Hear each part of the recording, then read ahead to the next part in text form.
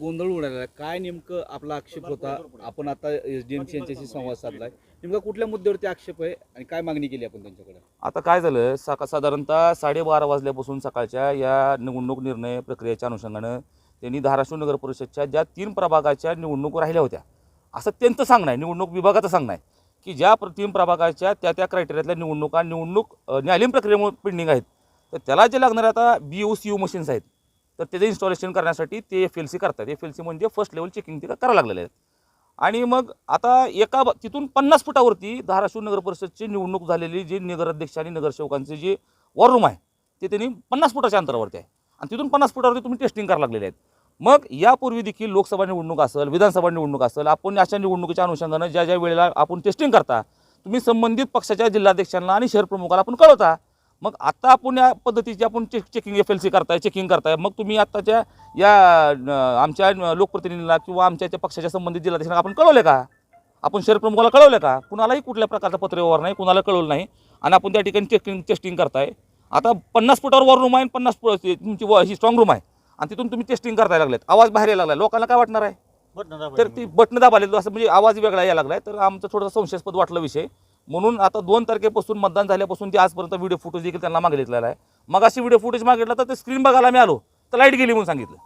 थोडंसं संशयास्पद वाटतंय, तर यांची पूर्ण खातरजमा आम्ही करणार. आज आम्ही कलेक्टर साहेबांना, निवडणूक निर्णय अधिकाऱ्याला भेटणार आहे, पूर्ण व्हिडिओ फुटेज मागणार आहे आणि त्यात आम्ही काही लोकसुद्धा आजपासून आम्ही या ठिकाणी आमचे बसतील, जे या ठिकाणी सगळ्या प्रक्रियेवर लक्ष ठेवतील. थोडं संशयास्पद वाटतंय सगळं, असं एकंदरीत वाटतंय.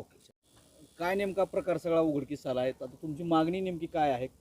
धाराशिव नगरपालिकेची निवडणूक झालेली आहे, नगराध्यक्षपद आणि नगरसेवकांची निवडणूक झालेली आहे. त्या निवडणुकीच्या सर्व मतपेट्या आयट्या या ठिकाणी स्ट्रॉंग रूममध्ये सील केलेल्या आहेत. परंतु 3 जागेची निवडणूक अद्याप बाकी आहे. त्या निवडणुकीच्या ज्या वोटिंग मशीन आहेत त्याची टेस्टिंग करण्याचं काम आज सकाळी दुपारी 12 वाजल्यापासून या ठिकाणी चालू आहे. परंतु याबाबतची माहिती कुठल्याही पक्षाला दिलेली नाही, कुठल्याही लोकप्रतिनिधीला दिलेली नाही किंवा उमेदवारांना पण कुठली माहिती दिलेली नाही. आज निवडणूक निर्णय अधिकारी ओंकार देशमुख यांना याबाबतीत फोन करून विचारणा करण्यात आली, परंतु त्यांनी पण सांगितलं की याबाबतीत आम्हाला माहिती नाही, तुम्हाला कळवलं असेल, परंतु त्यांनाही याबाबतीत कुठली माहिती नाही. म्हणजे सगळा अनागोंदी कारभार आहे, भोंगळ कारभार चालू आहे आणि 100% प्रत्येकाच्या मनामध्ये संशय येणार आहे की या ठिकाणी काहीतरी काळबेरं चालू आहे. कारण आपण बघता की त्या ठिकाणी प्रत्येक पक्षाचे उमेदवार जे निवडणूक लढलेली आहे ते या ठिकाणी व्हिजिट देतात, सील चेक करतात, परंतु या ठिकाणी मशीनचा वोटिंग केलेला आवाज येत आहे, परंतु यामध्ये संशय कल्लो येणार साहजिकच आहे. परंतु या बाबतीत निवडणूक निर्णय अधिकारी पूर्णतः डोळेझाक करत आहेत. आमचा त्याच्यावरती आरोप आहे, त्यांनी याबाबतीत स्पष्टता द्यावी आणि या ठिकाणी CCTV कॅमेरे बसवलेले आहेत. सध्या लाईट गेलेली आहे, त्याची स्क्रीन बंद आहे, परंतु ते म्हणतात ते आमची रेकॉर्डिंग चालू आहे.